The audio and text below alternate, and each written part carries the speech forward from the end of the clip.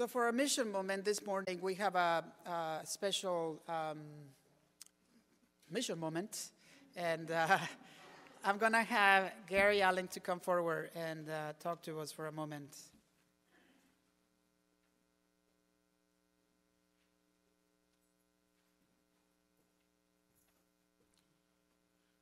Thank you, Reverend Daniel. It seems very appropriate that on a morning in which the sermon focused on loving action, I have the unique opportunity to talk about an action that this congregation's been engaged in for quite some time.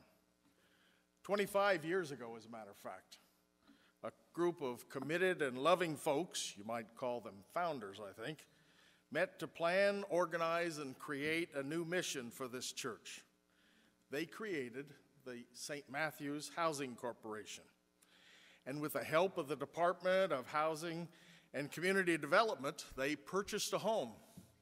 And in their wisdom, they decided to call it Alpha House because it was meant to be the first of what they hope would be many facilities. That spirit was moving throughout the area at that particular time, and the department decided to invest in over 25 of these particular efforts to address what was at that time, and probably still is, a widespread housing of unemployed and homeless and battered population. Today, 25 years later, of all those investments the state made, only one survives, the St. Matthew's Housing Corporation. So today, I'd like to do three things. I'd like to recognize one of those founders who came together, who helped share that spirit of commitment. I'd like to talk about some new good news about where that ministry stands today. And I'd like to share with you just briefly what some of the continuing challenges are that that ministry faces today in the current events that are going on in our community. First of all, I'd like to share this plaque, and to do so, I'd like to call forth one of your members and our former lay leaders who's been very active in this congregation and helped found this ministry. I'd like to recognize Linda Cooper. So Linda, if you would come up.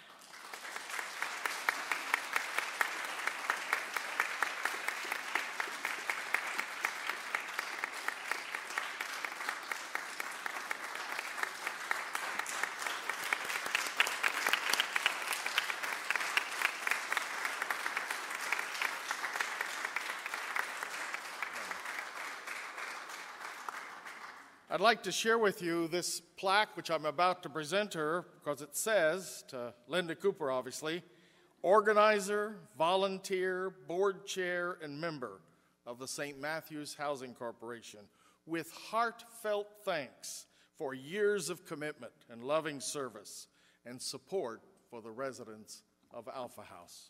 Linda, you have our special plaque.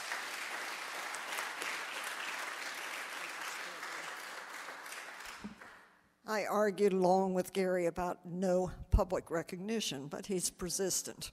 Last night I said okay. But it was with the help of all of you. I had my kind of own private Rolodex of 30 to 50 people that I knew I could call on any time for all kinds of things. These things work because of you, and you are all a blessing and a gift from God. Thank you.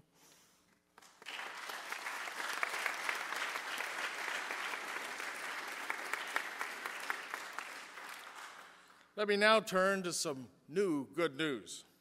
The ministry, as some of you know who are a part of that effort today, has been struggling in recent years.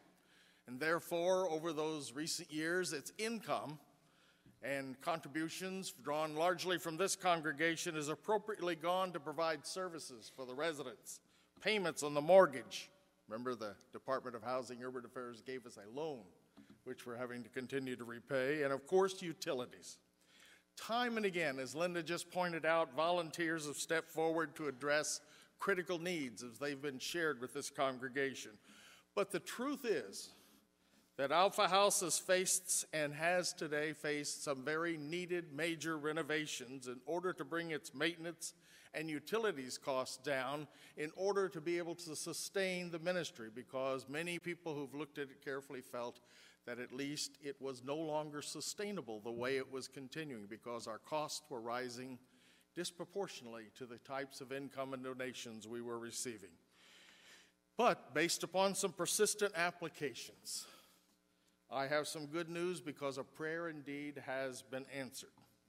The Home Builders Care Foundation, supported by one of the region's major home builders, has decided to step forth, and after looking carefully at the facility, has decided to help us with some needed, very needed improvements. So they will be replacing the oil-based furnace in the unit with a new dual electric zone HVAC system.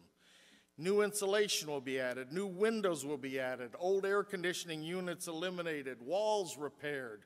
The place has been cleaned up thanks to the voluntary efforts of many others, and therefore we're in a position to add some new carpeting and repair some other electrical features into things. If this work had to be contracted by our board, it would have cost over $35,000. So this is a prayer answered. However, as I point out, these are wonderful, good news for us, but still things remain to be done. They didn't step forth and do every single thing that we had in mind that needs to be done. Things like waterproofing the basement. Thank goodness it's been a dry fall, because the basement is old and musty and needs work. We need new furnishings, new beds and dressers for some of the residents in the facility. Table lamps and even light bulbs are in short supply, it turns out. But the key isn't to simply continue to call on people to make these kinds of donations, as important as they are. The key, if this ministry is to survive, is to rekindle that spirit of commitment and engagement on which it was originally founded and reached out to the larger community. There are more than 70 churches in the Bowie area. And it's our intention to reach out to those churches who want to engage in a local mission, much like this one, to help the battered, the scattered, the homeless, and the underemployed. And so we will be and have already begun to approach some of those churches. CCPC has opened its doors to us. We've met with their mission group, and we'll be appearing at one of their fall events on November 1st.